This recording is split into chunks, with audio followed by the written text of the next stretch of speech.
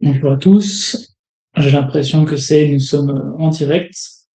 N'hésitez pas à me le confirmer avec un petit commentaire.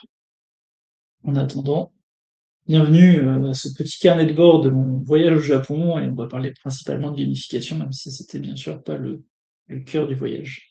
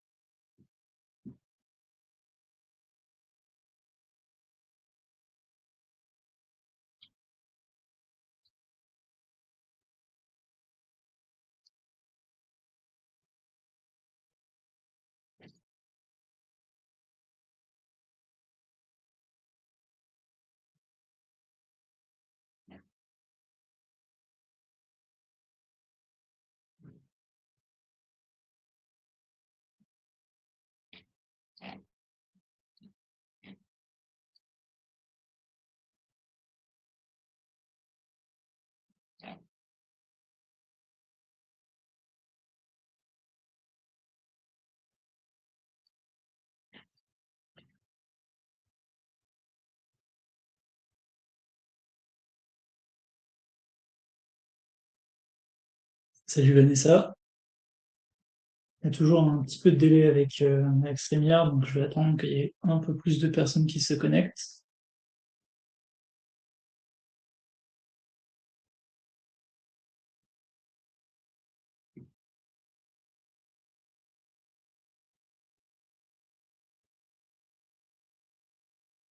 Merci pour la confirmation, Anaïs. Salut Clément. Alors, maintenant que tout le monde commence à se connecter, je vais vous partager mon écran et notamment, je vous propose de commencer à faire connaissance en mettant un petit message dans le chat. Est-ce que ce soir vous êtes là pour découvrir mes photos de voyage au Japon, planifier votre futur voyage, discuter de gamification ou les trois réponses en même temps? N'hésitez pas à me dire, je suis curieux. Salut Sophie. Il y a plein de personnes qui m'ont dit que ça les intéressait de venir à ce webinaire. C'est vrai qu'il sort un petit peu de l'ordinaire. Donc je suis curieux de savoir qu'est-ce qui vous intéresse le plus ce soir? Et puis pourquoi pas, dites-moi si vous êtes déjà parti au Japon. Salut Loïs.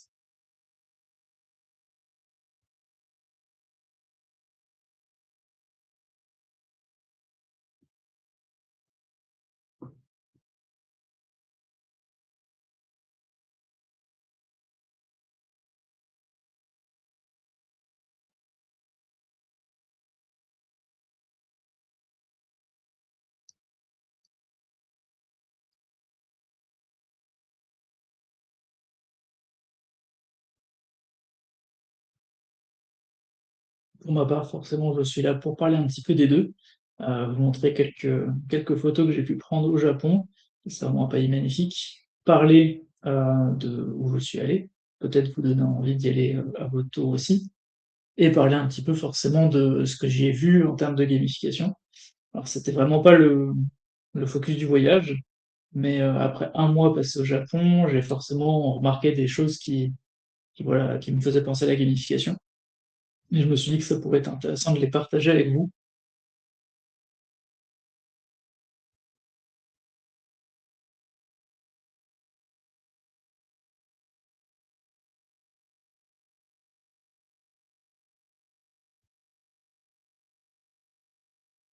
Ah, il y a vos réponses qui s'affichent avec un petit peu de décalage. Je vois beaucoup de D. Mathieu qui me dit B, planifier votre voyage. C'est un peu tard peut-être pour planifier son voyage quelques jours avant de partir. Pierre-Étienne, c'est pour ne pas dire D. Tu avais le droit de dire D hein, si tu veux. Mais effectivement, on va plutôt parler de gamification ce soir. Ok. Alors, pour ceux qui ne me connaissent pas, je vais me présenter rapidement. Donc, moi, c'est Alexandre Duhart, je suis cofondateur de Feedback, une agence de gamification. Donc, ça fait bientôt 10 ans que je fais de la gamification et que j'ai lancé cette activité. Je me suis lancé dans la gamification parce que je suis persuadé que c'est un super moyen d'engager ses utilisateurs, dans plein de sujets différents et notamment une chose qui moi m'a personnellement beaucoup engagé avant de découvrir la gamification, c'était World of Warcraft et pas simplement le côté, jouer de façon intensive au jeu, mais aussi, créer du lien avec d'autres personnes, vivre des expériences, se challenger et cetera. Donc c'était des choses que je trouvais super intéressant à retrouver dans d'autres expériences. Donc c'est pour ça que je fais de la gamification. Et à droite, bah, vous voyez une photo de moi au Japon, euh, à Nara, si je ne me trompe pas, parce que ça fait des années aussi que je suis fan du Japon, de leur culture et notamment de leur cuisine. J'adore manger japonais, j'adore cuisiner japonais, cuisiner avec du miso, de la sauce soja, etc. Et donc, quand je suis parti pendant un mois en vacances au Japon, je me suis vraiment pas dit que j'allais revenir et faire un webinaire pour parler de gamification, mais forcément, en un mois de vadrouille et de découverte au Japon, je me suis dit, mais en fait, il y a beaucoup de choses à dire. Donc, c'est pour ça que je prépare ce webinaire. Salut Marine. Du coup, au programme de ce soir. En fait, j'ai commencé à préparer le webinaire assez récemment et je me suis dit, bon, qu'est-ce que je vais pouvoir raconter? Est-ce que je vais pouvoir structurer spécialement ce que j'ai pu observer pendant les un mois de voyage au Japon? Et en fait, je me suis rendu compte qu'il y avait plein de choses à dire, plein d'exemples de gamification et je vais essayer de les trier. Donc, une grosse partie de ce webinaire, forcément, ça va être de parler de ce que j'ai pu observer qui ressemble à de la gamification ou qui est directement de la gamification au Japon. Bien sûr, vu que c'était pas le but de mon voyage, c'est pas une étude complète, c'est pas quelque chose de très travaillé, structuré, etc. C'est vraiment les observations de mon carnet de bord, ce que j'ai pu noter au fur et à mesure du voyage.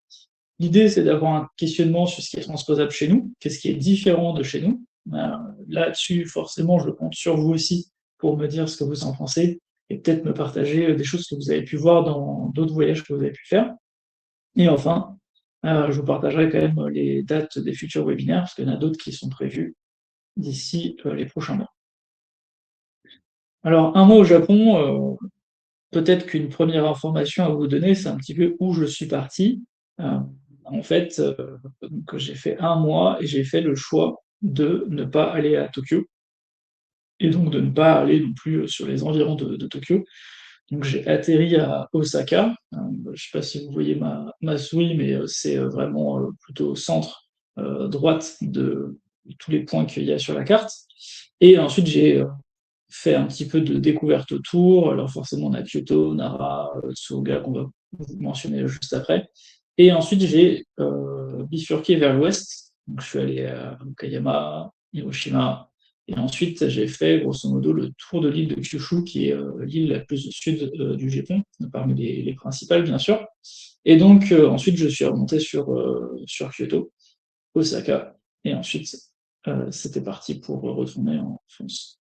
Donc ça, c'est vraiment le circuit, et donc je pense que ce que j'ai pu voir en termes de gamification est forcément différent si on va à d'autres endroits du Japon, mais c'était histoire de vous donner un premier aperçu de mon trajet.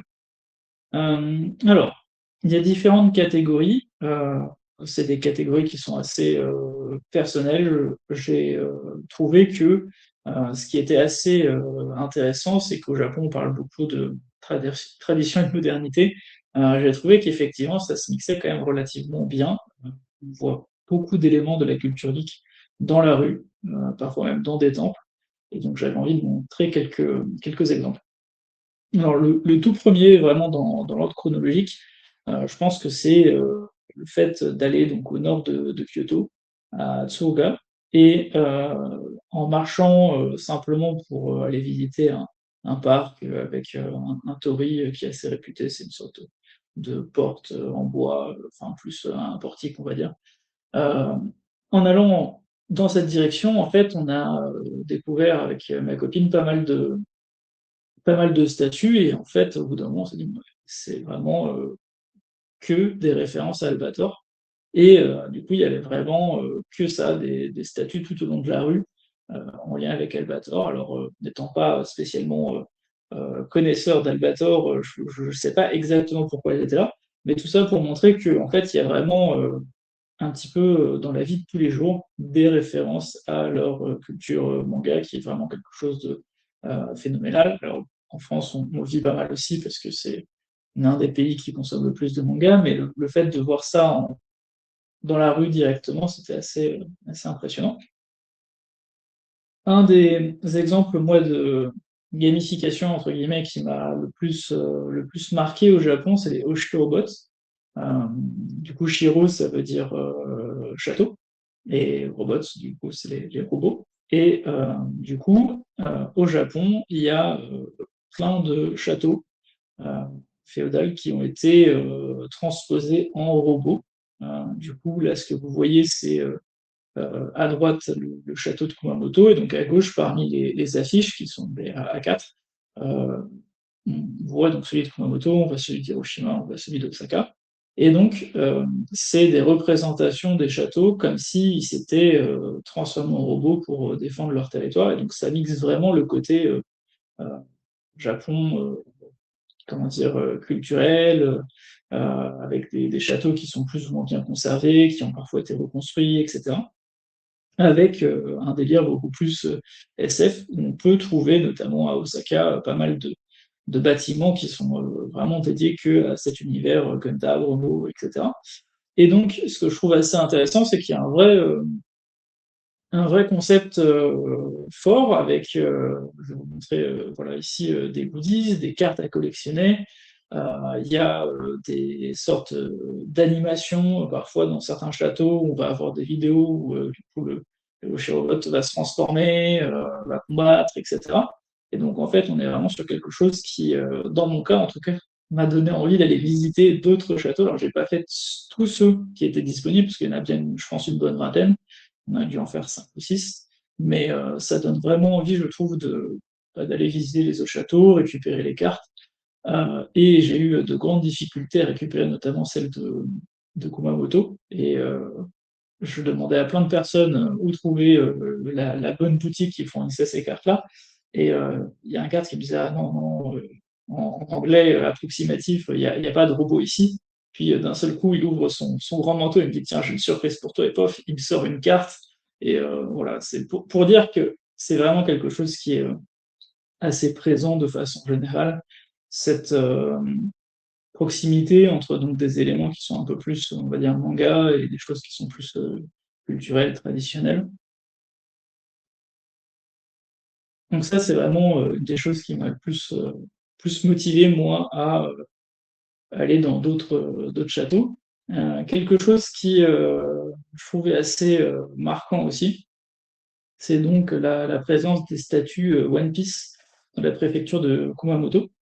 Donc en gros, pour le contexte, Oda, l'auteur de One Piece, qui a un succès mondial incroyable, vient de la préfecture de Kumamoto. Et quand il y a eu un énorme tremblement de terre, je crois que c'était en 2016, qui a pas mal ravagé la préfecture, Oda a fait un énorme don pour reconstruire des bâtiments, etc. Et donc, en remerciement, la préfecture a décidé d'utiliser une partie de cet argent pour mettre en place donc, des statuts des différents membres de l'équipage du chapeau de paille. Et donc, on a la statue de Monkey D. Luffy qui est juste devant la préfecture de Kumamoto. Et ensuite, toutes les autres statues sont à des endroits un peu stratégiques de Kumamoto, donc la préfecture, vraiment pas la ville. Là où c'est super intéressant, c'est qu'en fait, le Japon est un pays super touristique, mais en fait, souvent les touristes font le même circuit, c'est-à-dire ils vont à Tokyo, ils vont à Osaka, ils vont à Kyoto, et éventuellement à Hiroshima, et ils vont pas forcément en dehors. Et Kumamoto, donc c'est sur l'île de Kyushu, donc c'est beaucoup plus excentré. Et donc pour attirer les touristes, ils se sont dit que c'était une bonne idée de mettre en place donc ces statues. Et donc, effectivement, il y a des personnes qui font le pèlerinage à Kumamoto exprès pour ces statues et qui vont toutes les voir. Alors, moi, j'en ai vu que deux, parce qu'elles sont en fait assez excentrées, et sans voiture, ça met à peu près 3 jours de faire le trajet entre chacune des statues. Donc, c'est assez voilà, chronophage. Moi, j'avais pas ce temps-là, mais je suis très content d'avoir pu voir ces statues. Et ce qui est assez intéressant, c'est que les statues, elles sont placées à des endroits un peu logiques par rapport au personnage. Par exemple, Jinbei, qui est un homme poisson, il est placé quelque part près de la mer. Chopper, qui est un médecin, qui est une sorte de reine un peu humanoïde, il est placé dans le zoo, etc. Donc en fait, il y a un vrai sujet de comment il présente ça dans le livret là qui est devant vous, de comment les personnages œuvrent du coup à la reconstruction de la préfecture de Kumamoto. Donc je trouve que c'est assez intéressant. Alors je vous mets à côté des cartes One Piece parce que forcément j'en ai acheté quelques-unes histoire d'avoir un souvenir, même si je pourrais pas les jouer en japonais vu que je ne pas le japonais malheureusement. Mais donc vraiment, ce côté-là, One Piece, je pense que si vous regardez un petit peu des vidéos sur le Japon sur Instagram, je pense que vous avez déjà vu des personnes qui se font le pèlerinage. Donc ça, c'est un autre lien que je trouve assez intéressant et c'est tellement touristique que donc, le livret est même en français. Un autre exemple, du coup, c'est un petit temple de quartier, donc vraiment, il faut imaginer quelque chose qui ressemble presque à une armoire tellement c'est petit. Donc c'est un temple où on peut faire des prières. Et il est un petit peu connu sur les réseaux sociaux parce que du coup, il y a une grosse figurine de Totoro. Enfin, grosse, tout est relatif. Mais il y a une figurine de Totoro, et donc je trouvais ça assez emblématique du fait qu'il y a la cohabitation, du coup, donc l'aspect un peu plus ancien et culturel, et donc des références plus récentes. Et quelque chose qui je trouve est assez important à avoir en tête quand on est au Japon, c'est que on passe pas mal de temps à marcher, à vadrouiller, on va pas forcément aux mêmes endroits que les autres.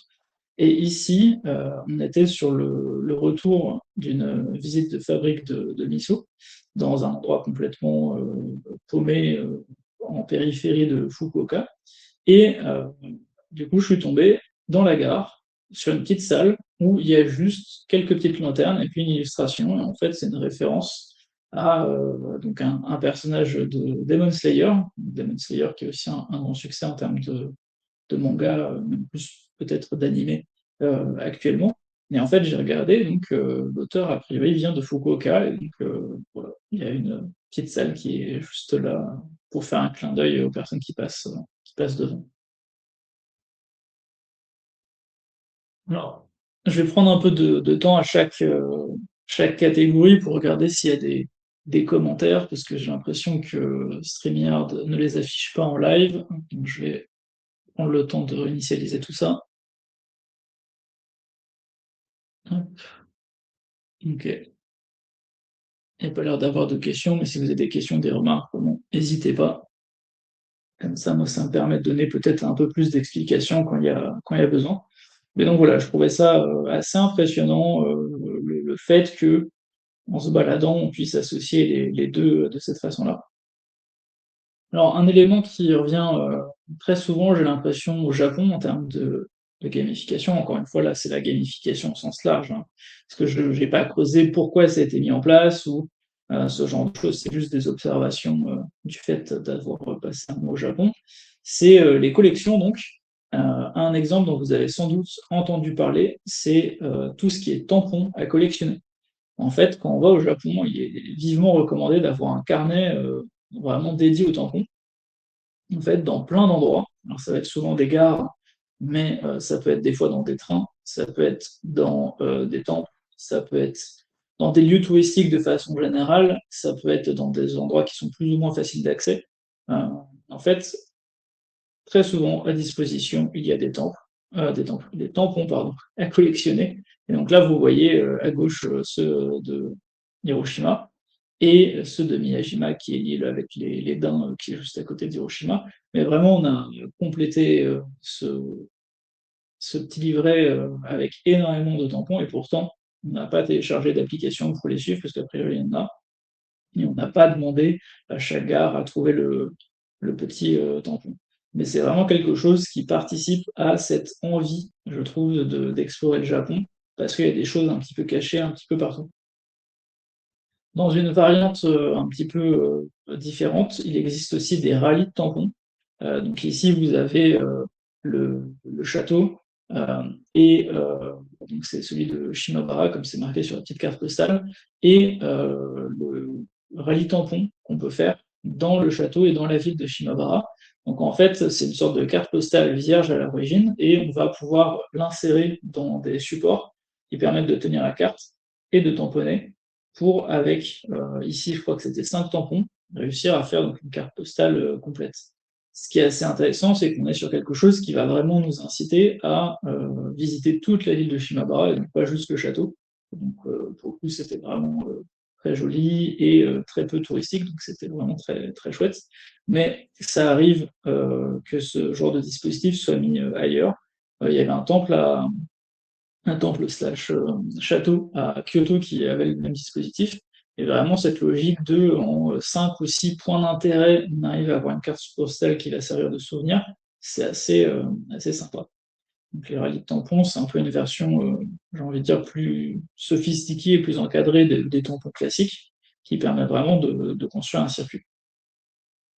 Dans cette logique de tampon, quelque chose dont vous avez peut-être aussi entendu parler, c'est les Goshuin, et du coup les carnets à Goshuin qui sont là pour récupérer donc les sortes de sceaux commémoratifs. Alors sur cette image, vous en voyez pas mal, ça permet de voir un peu les différents styles. Il y en a qui ont un petit peu de doré, il y en a qui sont faits à la main directement par des membres du personnel du temple qu'on visite. D'autres sont des affiches qu'on va pouvoir simplement coller donc, dans notre Goshuinjo, qui est le carnet qui permet de collectionner les Goshuin.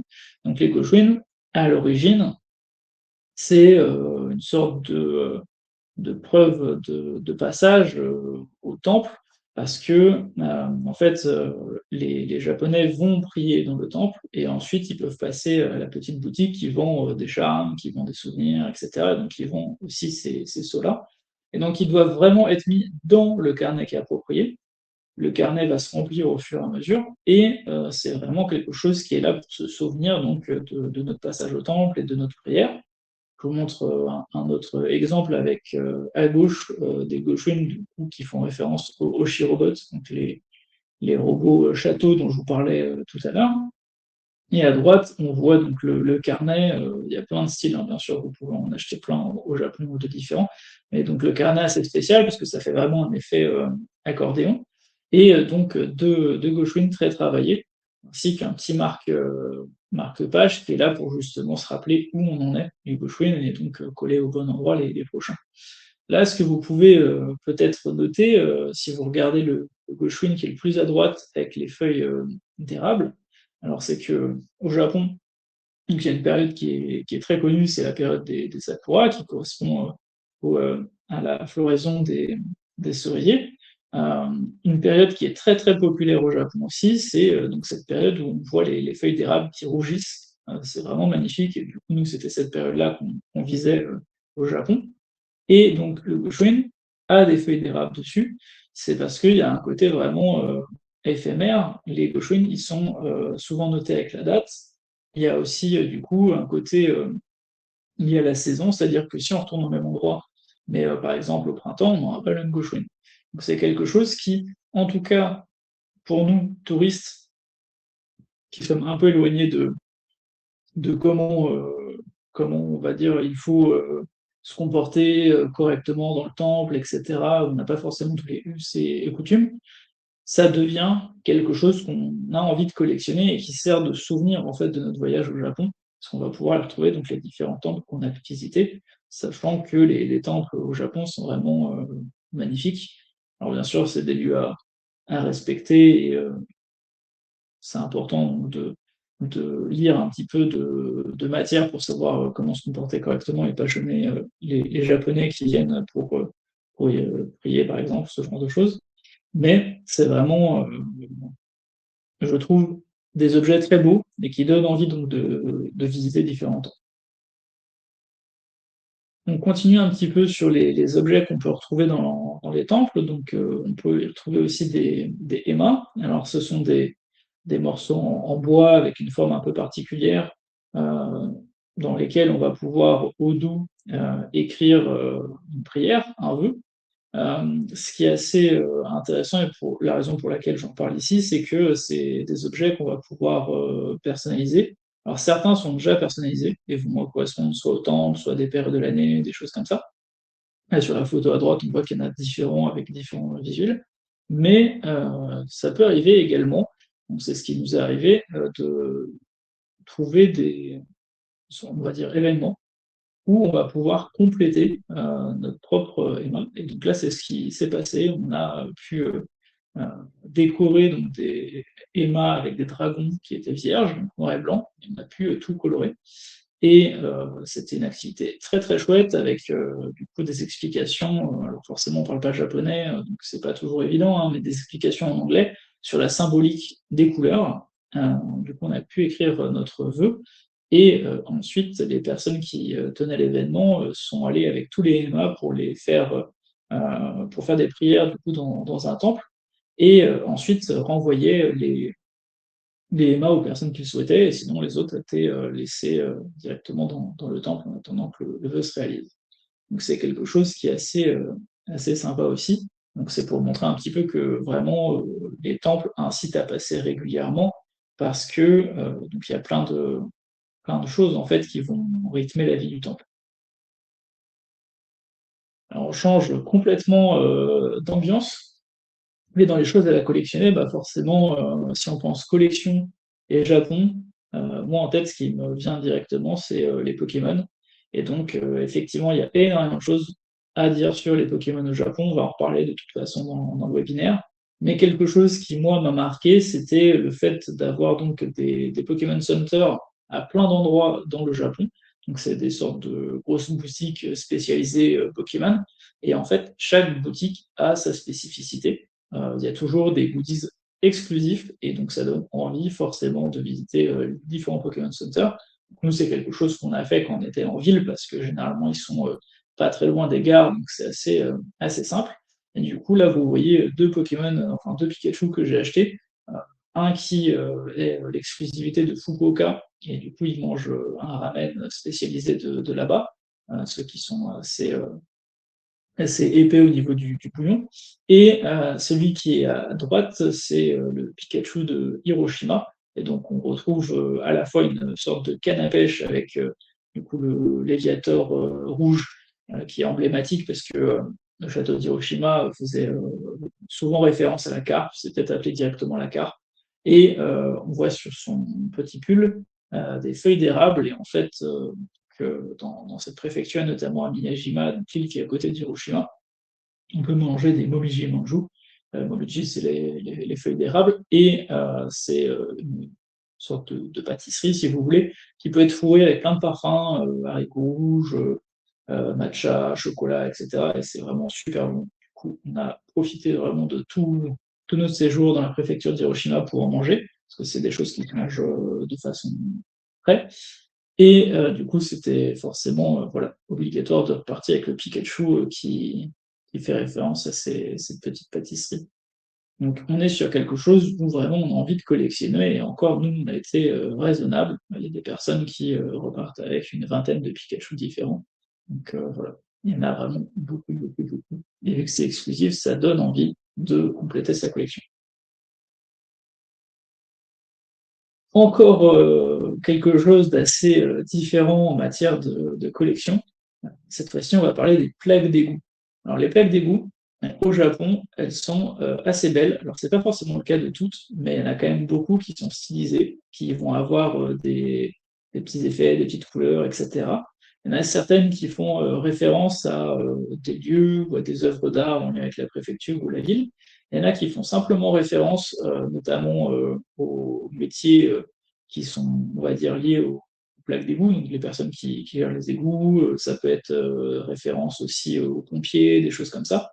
En fait, c'est un projet du gouvernement japonais pour mettre en avant à la fois le tourisme des villes, et à la fois pour mettre en avant des métiers qui ne sont pas forcément faciles. Et du coup, c'est vraiment un plaisir de se balader au Japon et de tomber sur des belles plaques d'égout, tout simplement. Quelque chose qui est très sympa. Et donc, ils ont décidé d'aller plus loin en créant des cartes qui font référence aux plaques d'égout et qui indiquent les coordonnées GPS pour trouver la plaque d'égout. Donc ça, pour le coup, autant les plaques d'égout, on en a vu plein de jolies, autant les cartes, on n'en a récupéré aucune, parce que c'était vraiment des plaques où il faut faire la démarche, des cartes où il faut faire la démarche d'aller les chercher. Certaines sont dans des bureaux administratifs ou des choses comme ça, et donc ça me paraissait un peu plus inaccessible en tant que touriste qui ne parle pas japonais. Je sais qu'il y a un Français sur Instagram, je pourrais peut-être vous retrouver, si ça vous intéresse, envoyez-moi un message, mais je pourrais peut-être vous retrouver son profil, qui fait une collection de ces cartes-là, et qui même, je crois, sort un livre avec la présentation de pas mal de ces plaques d'égout. Donc on est vraiment sur quelque chose qui est assez original. Alors les plaques d'égout, il y en a plein qui font référence, donc comme je le disais, à des lieux un peu touristiques. Il faut savoir qu'il y en a aussi plein qui font référence à Pokémon aussi. Pokémon, c'est vraiment quelque chose qui fonctionne énormément au Japon. Et donc il y a plein de plaques Pokémon à trouver un petit peu partout, et donc il y a des cartes dédiées, etc. Bon, nous, on n'en a pas vu spécialement, à part celle à droite, où elle était dans une boutique, et pas directement, comment dire, au niveau du sol, quoi. Donc, est-ce que c'était quelque chose qui allait être installé prochainement? C'est possible, vu qu'il y a marqué 10-31, c'était peut-être la date à laquelle elle serait inaugurée. Mais du coup, vraiment, comme vous voyez sur la carte, il y en a partout, partout, quoi, des plaques d'égout Pokémon. Alors, à nouveau, je fais une petite pause pour regarder s'il y a des commentaires, s'il y a des questions, s'il y a des choses que vous aviez déjà vues, n'hésitez pas à me dire.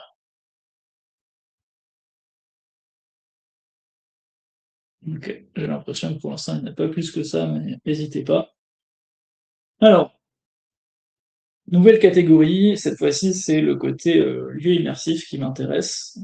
Il y a vraiment plein d'endroits où on s'immerge complètement dans l'atmosphère du lieu. Donc, je voulais en parler un petit peu. Donc, je vous ai mentionné les Pokémon Center tout à l'heure. Donc là, vous avez quelques exemples. Alors, les deux images les plus à gauche, c'est à Hiroshima. On trouve du coup les Momiji Manju ainsi que le Léviator. Donc, c'était le premier Pokémon Center qu'on a vu, donc c'est pour ça que j'ai un peu plus de photos aussi de celui-ci. Et à droite, on a un Pokémon Café où il est possible donc d'acheter à la fois plein de Pokémon qui sont exclusifs, notamment des Pikachu, dans différentes tenues de cuistot. Celui-là, si je dis pas de bêtises, c'est à Kyoto. Et le Pokémon Café, c'est aussi un lieu où on peut manger donc, des produits qui ont une esthétique qui fait référence à Pokémon. Donc c'est vraiment des lieux qui sont assez particuliers, où on a envie de passer du temps, parce qu'en fait, quand on est fan de cet univers-là, bah, forcément, ça nous parle. Et donc, je trouve qu'on a un peu moins ce genre de choses en France. Alors, bien sûr, je parle des Pokémon Center parce que c'est ce qui est le plus visible, et il y en a pas mal au Japon. Mais on est aussi tombé sur plein de boutiques spécialisées, que ce soit des boutiques One Piece, des boutiques dans l'univers de Ghibli, des boutiques aussi Godzilla, des choses comme ça. Donc, à chaque fois, en fait, il y a vraiment une esthétique et plein de goodies. Et donc, forcément, ça donne envie de ramener un peu de goodies chez soi, quand on est fan, en tout cas, de la licence. Dans les choses dont je voulais parler rapidement, il y a le futur Poképark Kanto qui va être ouvert en 2026. Donc là, on est vraiment sur quelque chose qui prend une autre dimension. On est sur un parc, en fait, tout simplement, où il y aura des activités Pokémon, des sculptures de Pokémon dans les jardins, etc. Donc ça prend encore vraiment une dimension encore plus grande que les Pokémon Center. Et j'imagine qu'il y aura à nouveau des produits exclusifs. Dans les lieux qui étaient particulièrement immersifs. Alors forcément, il y a ceux liés à des licences, mais c'est pas tout. Un type de lieu qui marche très très bien, et nous, on a fait donc celui à Kyoto, qui est le plus récent, qui s'appelle le Kyoto Team Lab BioVortex.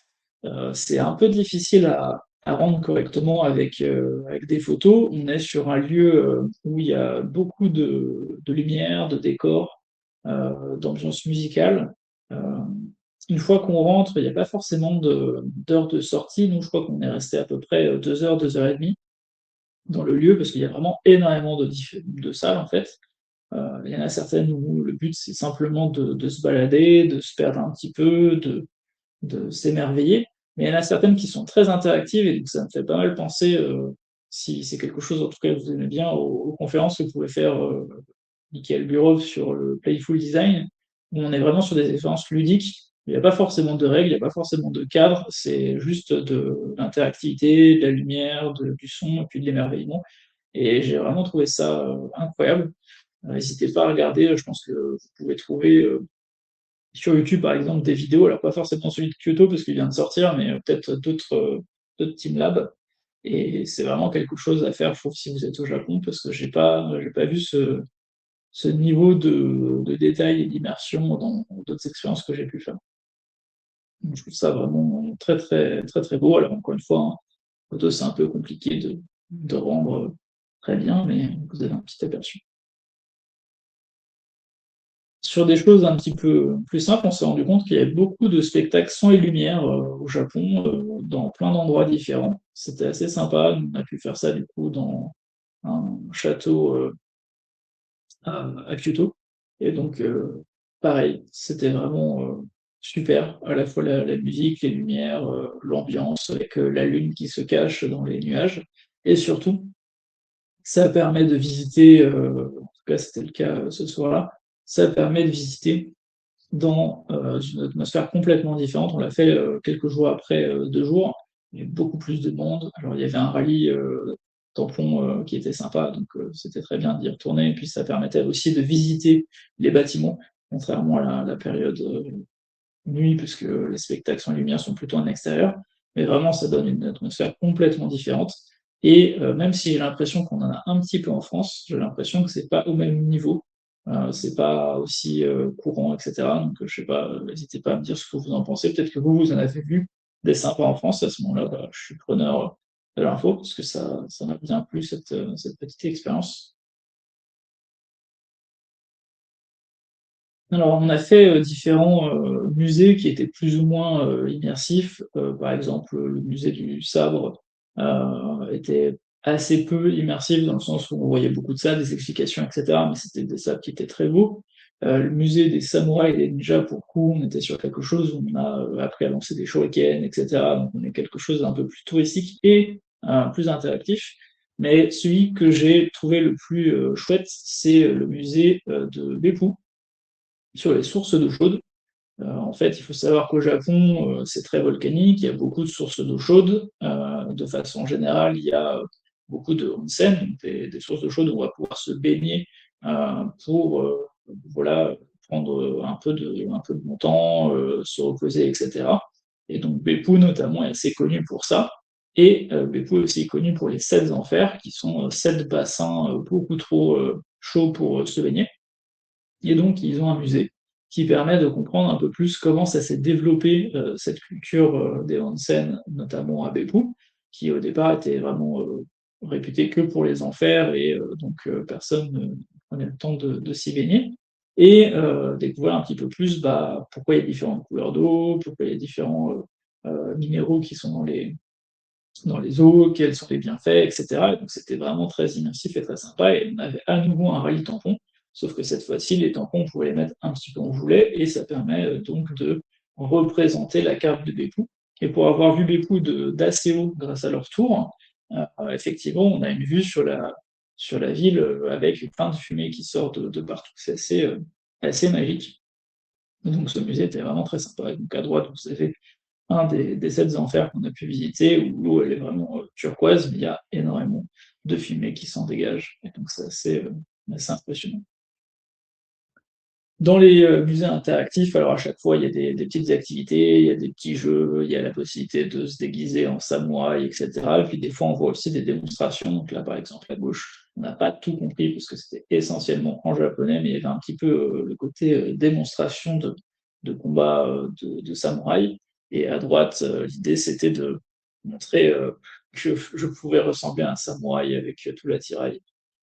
Voilà. Alors, je vois qu'il y a une petite question de Pierre-Étienne. Donc, comment font-ils pour avoir autant de collections, goodies, etc., alors que les logements sont minuscules, notamment à Tokyo? Et est-ce qu'en tant que collectionneur voyageur, il n'y a pas trop de frustration car à chaque fois les collections sont énormes, donc difficiles à compléter? Comme ton exemple où il faut 3 jours pour voir toutes les statues de One Piece. Ah, je réponds directement à la question en live. Euh, sur le côté collection, je pense que probablement, en fait, vu que c'est des tout petits objets, je vais vous montrer par exemple, moi, un que j'aime beaucoup, c'est des petits chats. C'est une collab avec One Piece. Donc, c'est des petits chats. Donc là, c'est mon Kid Luffy. Donc, j'en ai quelques-uns. Par exemple, j'ai Smoker aussi. Hop. En fait, on est sur des collections qui prennent quand même pas trop de place, et donc je pense que ça peut permettre d'en avoir un petit peu et de pas trop se perdre. Après, j'ai l'impression, pour être passé dans quelques boutiques d'occasion, que le marché de l'occasion fonctionne assez bien. Les produits sont très quali dans les marchés d'occasion, c'est pas trop cher. Donc ça peut être une façon aussi de continuer à faire vivre les collections et du coup ne pas trop encombrer sa maison. Après, peut-être que effectivement à Tokyo, les gens vivent du coup avec plein de boîtes de figurines et de choses comme ça. Je sais pas trop. Moi, je suis pas passé à Tokyo, donc puis surtout, de façon générale, moi je vous montre là mon regard d'Européens touristes. C'était pas si facile que ça de discuter avec les Japonais pour leur poser ce genre de questions, d'autant plus que donc c'était pas prévu de faire un focus sur la gamification. Il y avait bien d'autres focus à faire sur d'autres sujets à ce moment-là. Et du coup, en tant que voyageur, non, pas trop de frustration parce que, bon, en fait, je pense que c'est quelque chose qu'on prévoit. Moi, je savais que j'allais pas faire les 3 jours de vadrouille et une possibilité, ça aurait été de louer une voiture. Il faut traduire son permis avant pour pouvoir conduire au Japon, mais c'était possible de le faire en une journée, je pense, avec une voiture louée. Et après, bah, c'est des choix. Après, je vous montrerai pas la photo de tout ce que j'ai ramené du Japon, mais je peux vous dire que j'ai acheté une valise en plus de ce que j'avais déjà ramené à l'aller. Euh, Dans l'immersion, du coup, je voulais juste vous montrer un petit peu cette image parce que je la trouvais vraiment très belle de notre ryokan. Donc, un ryokan, c'est une auberge traditionnelle japonaise et ça permet de voir des choses un peu différentes de certains logements. Et donc, quand on est arrivé, il faisait un peu moche, il pleuvait un peu et on avait l'impression d'être dans un film Ghibli, tellement c'était verdoyant de mousse, de nature, de petites lumières, etc. Et donc, tout ça pour dire qu'au Japon, j'ai l'impression qu'il y a vraiment quand même un souci du détail que vous pouvez voir dans les temples, dans les jardins. Là, j'ai pas de photos spécialement de jardins qu'on a pu visiter, parce que c'est moins connecté à la gamification. Mais de façon générale, il y a une vraie attention au détail et je trouve que ça favorise l'immersion de façon assez prononcée.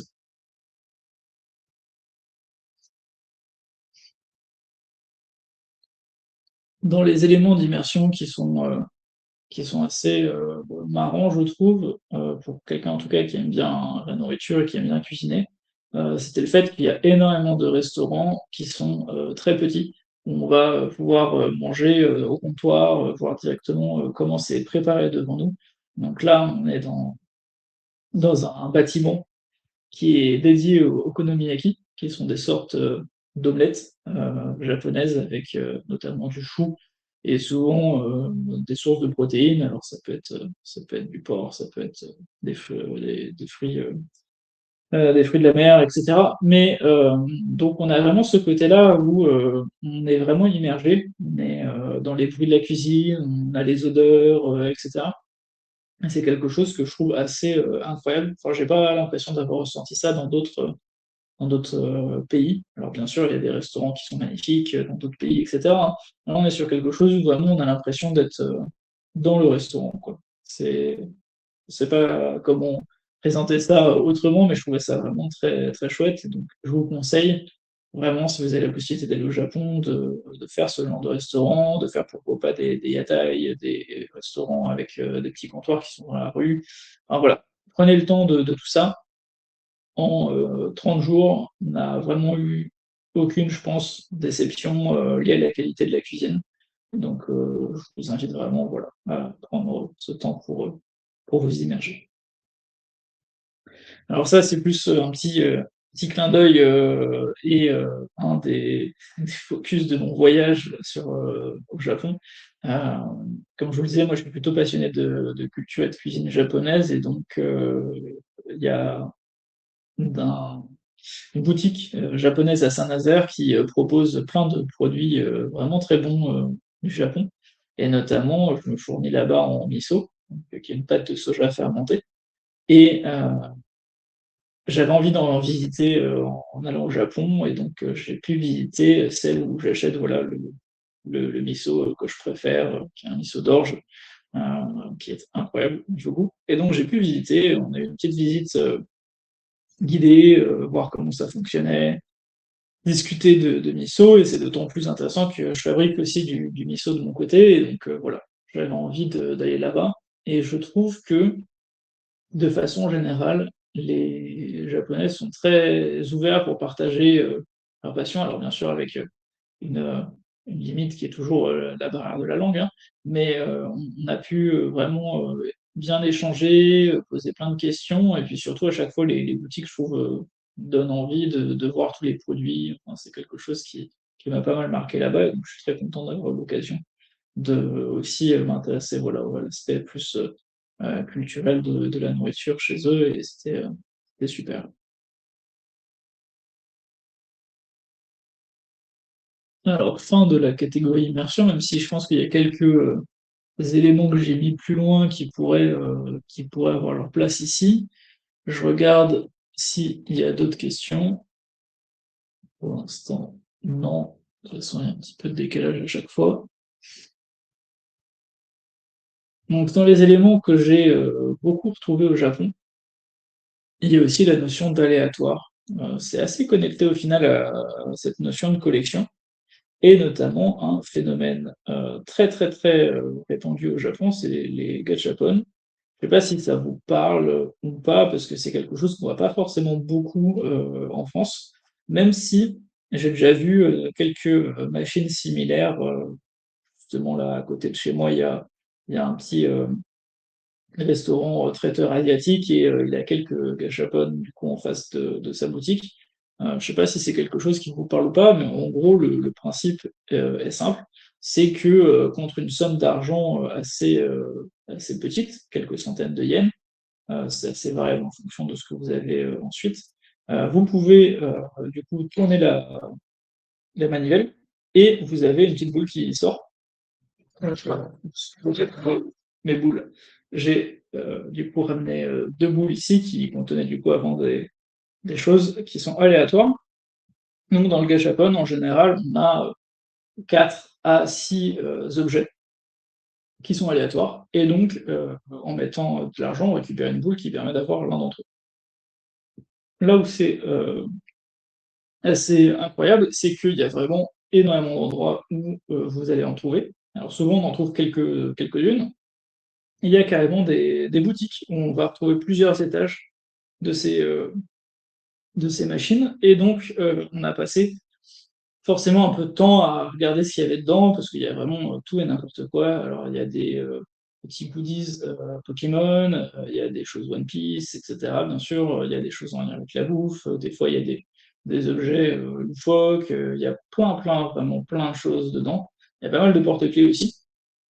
Et donc, c'est assez marrant parce que forcément, d'une boutique à l'autre, on va pas retrouver les mêmes objets. Donc, on a envie forcément de passer dedans. Et ce qui est assez marrant aussi, c'est que donc, quand on rentre dans ces boutiques-là, ou quand on s'arrête pour regarder ce qu'il y a dedans, en fait, on se rend compte qu'il y a tout le monde qui le fait.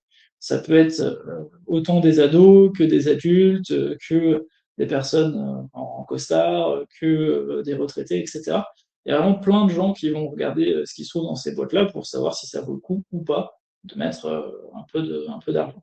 Donc c'est quelque chose qui est assez simple, et vu qu'au Japon, tout le monde a de la monnaie sur soi, vraiment c'est simple, on a un petit peu de monnaie, pof, on se prend un truc, il y a le côté surprise qui est assez sympa, et donc des fois on a vraiment des objets très cool.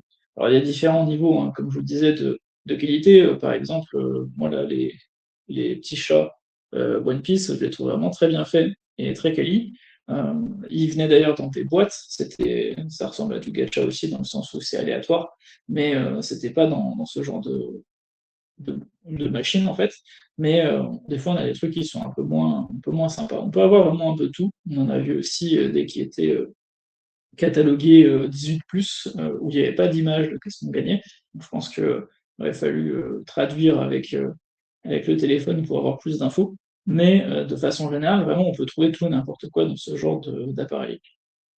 Là, vous avez un exemple du coup Gacha World, où il y a pas mal de choses. Alors, on voit notamment des Pokémon, mais il y a d'autres références. Et donc, ça, il me semble que c'était dans une gare, et du coup, qui disait, peut-être même un aéroport, qui disait bah voilà, vous avez de la petite monnaie, bah, prenez un petit souvenir du Japon. et du coup, c'est vrai que c'est quelque chose qui marche assez bien.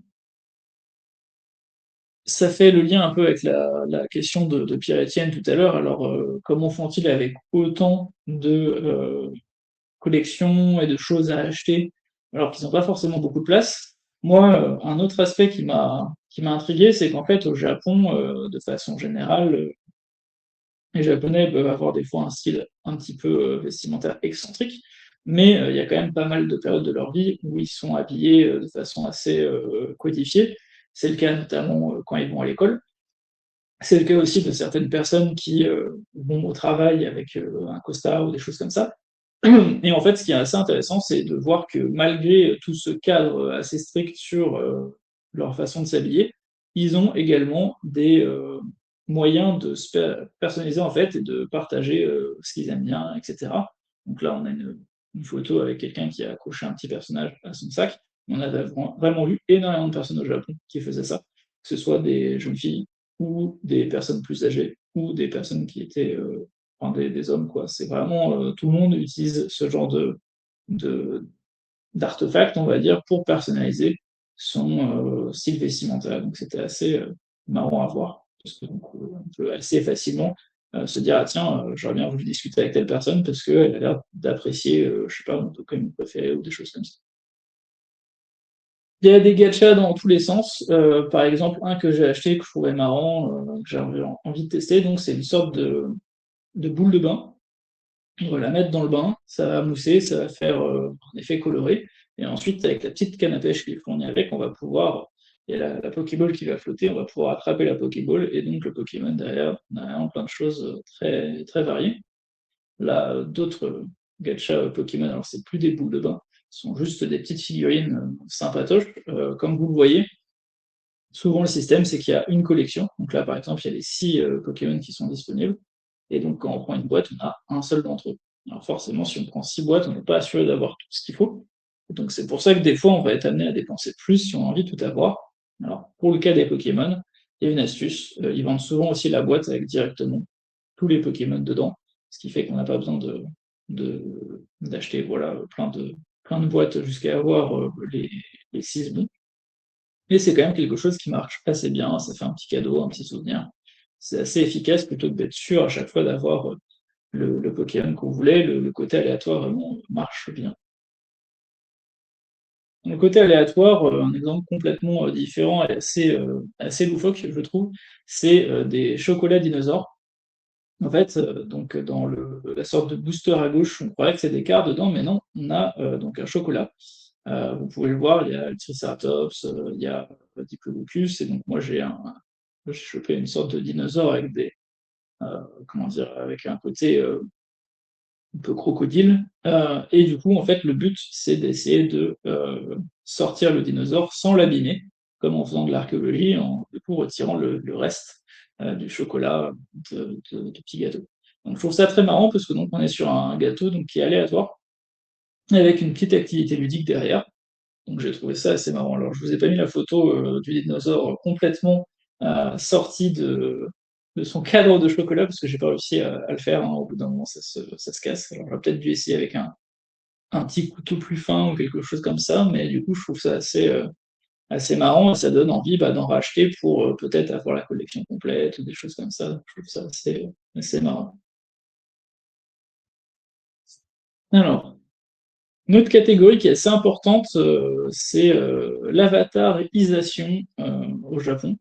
Alors, je ne sais pas exactement d'où ça vient. Je ne sais pas si c'est quelque chose qui est, lié à leur, religion, est-ce que c'est lié à l'aspect culturel, des yokai, des sortes de monstres un peu qu'on peut trouver dans le folklore japonais, ce genre de choses, mais il y a énormément d'avatars partout au Japon, donc je vais vous en montrer quelques exemples. Donc par exemple, la mascotte la plus connue, c'est, Kumamon. Kumamon, c'est tout simplement un ours brun, qui est la mascotte de, la préfecture de Kumamoto.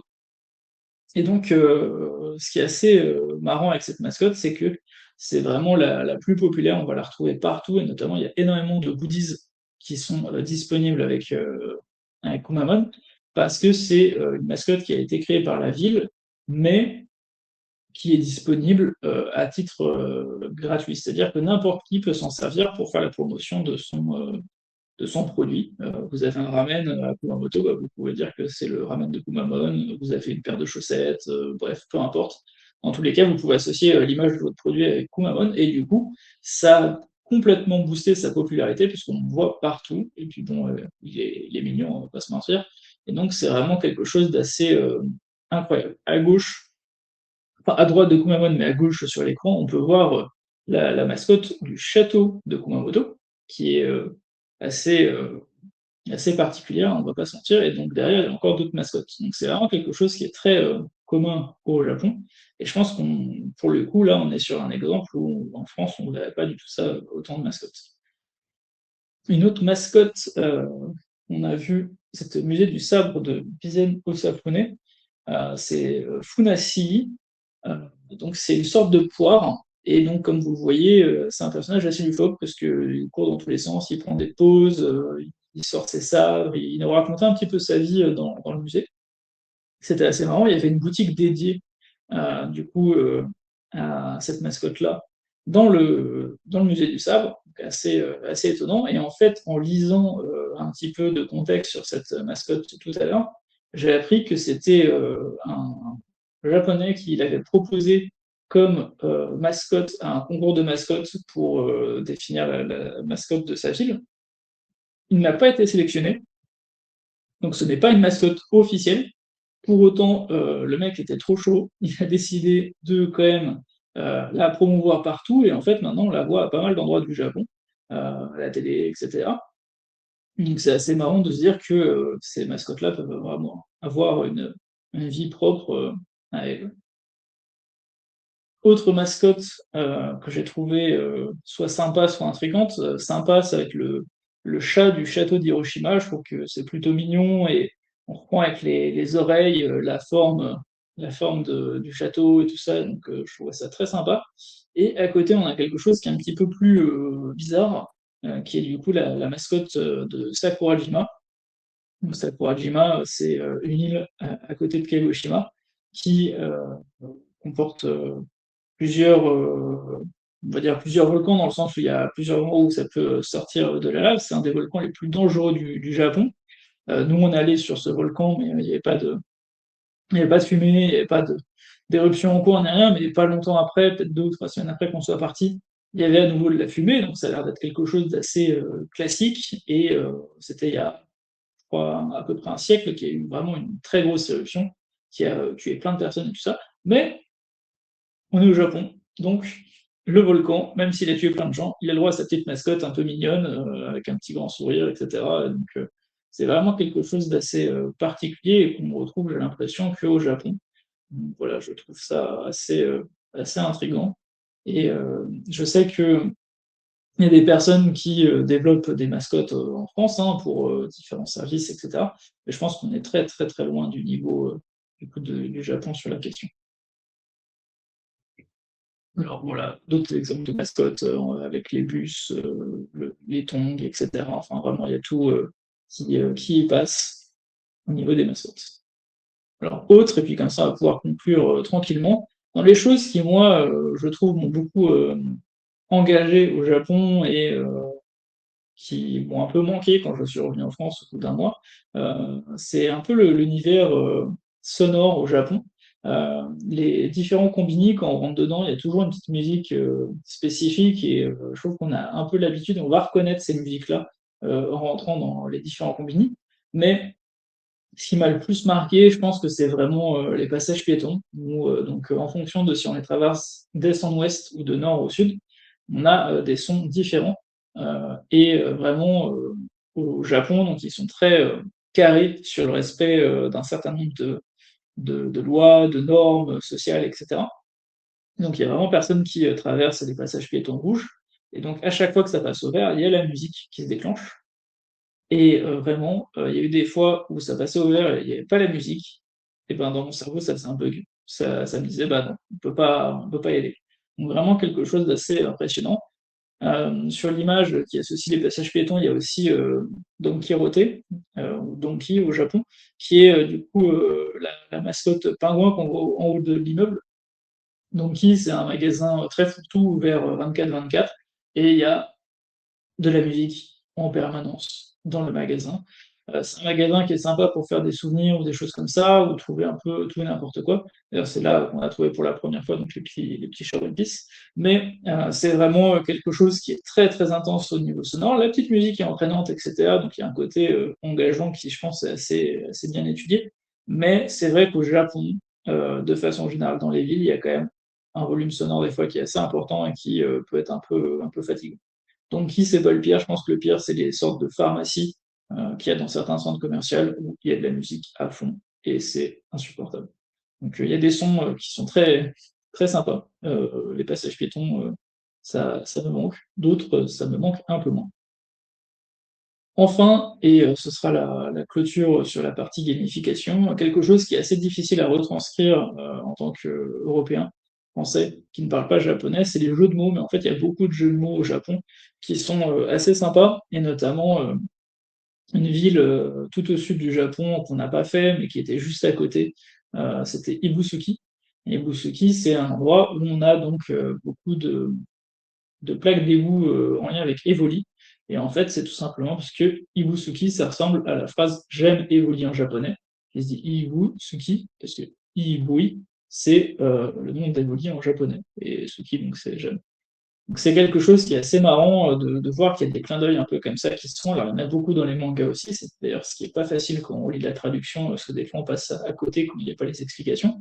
Mais donc il y a ce genre de jeu de mots et je trouve que c'est assez marrant parce qu'en France, on n'aurait pas forcément trop de blagues. Enfin, j'ai l'impression qu'il y en a moins que le peu que j'ai pu voir ou comprendre au Japon.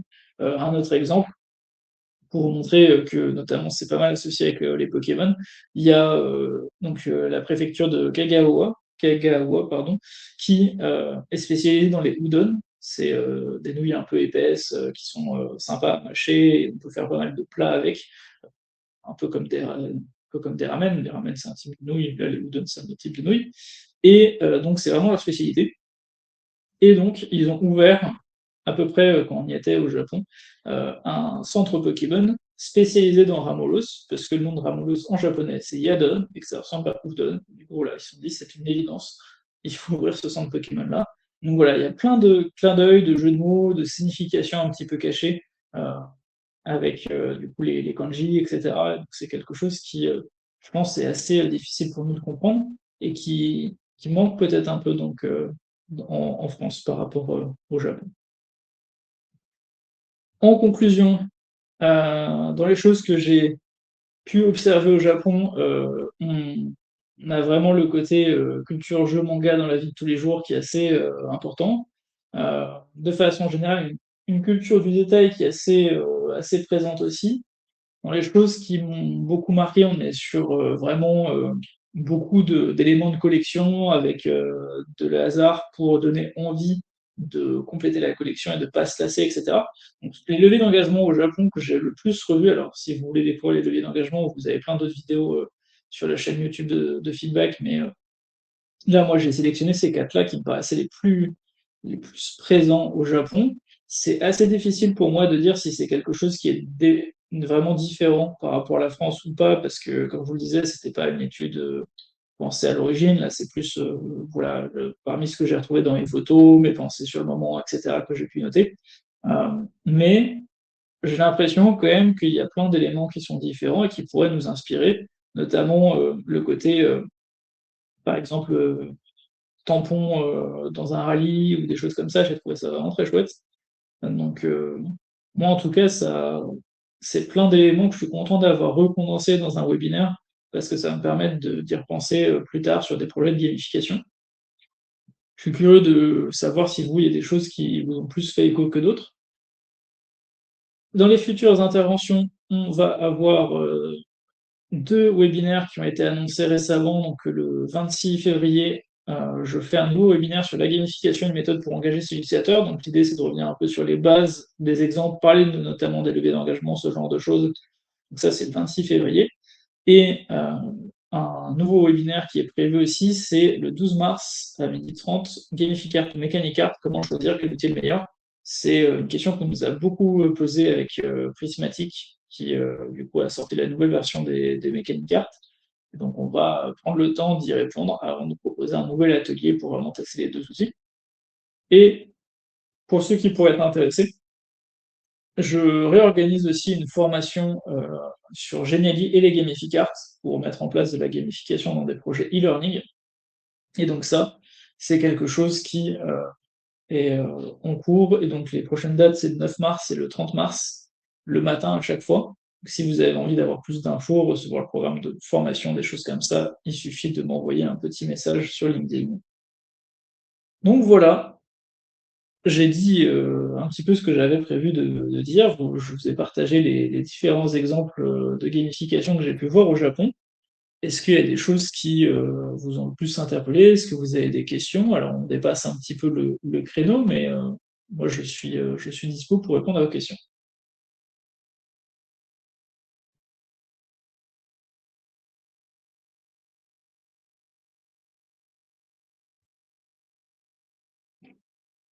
Je attends un petit peu pour voir s'il y a des choses qui apparaissent sur LinkedIn, parce que du coup, sur StreamYard, ça n'a pas l'air de vouloir afficher les commentaires.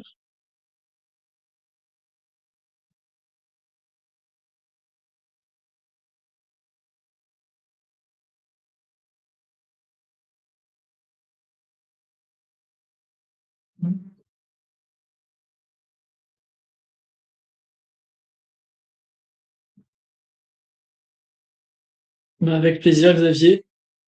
Très content d'avoir pu voir autant de choses sur la gamification. Je m'y attendais pas en faisant ce voyage. Si jamais je réponds pas à vos questions parce que je les vois pas et qu'il y a un souci d'affichage, n'hésitez pas à m'envoyer un message privé, hein, aussi.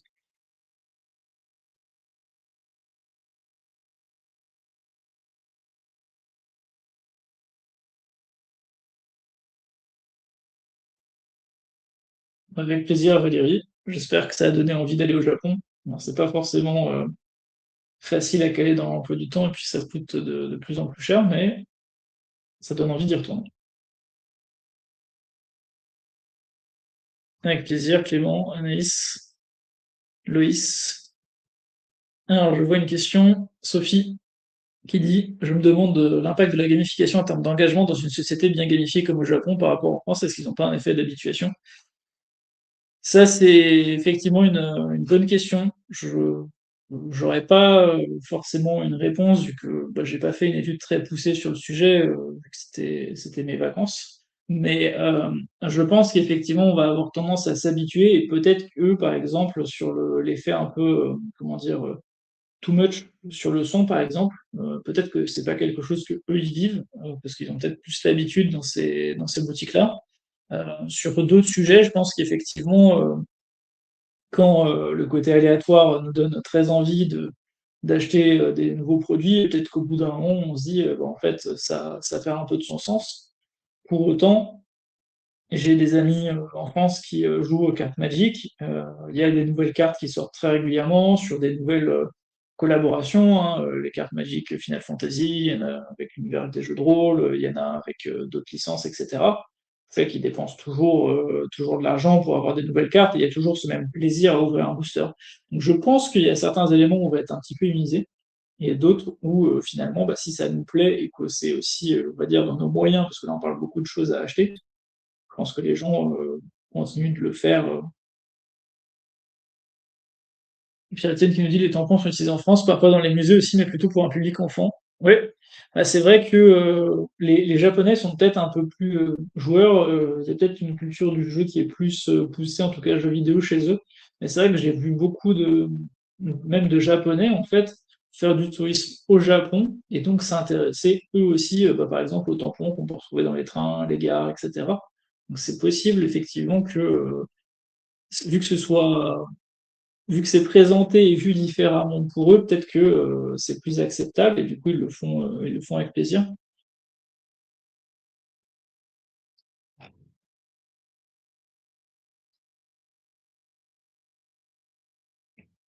Enfin, j'attends encore un tout petit peu au cas où s'il y a une dernière question, et puis sinon, je vous souhaite une bonne soirée, et puis je vous invite à continuer la discussion sur d'autres webinaires, comme ceux que j'ai pu annoncer tout à l'heure.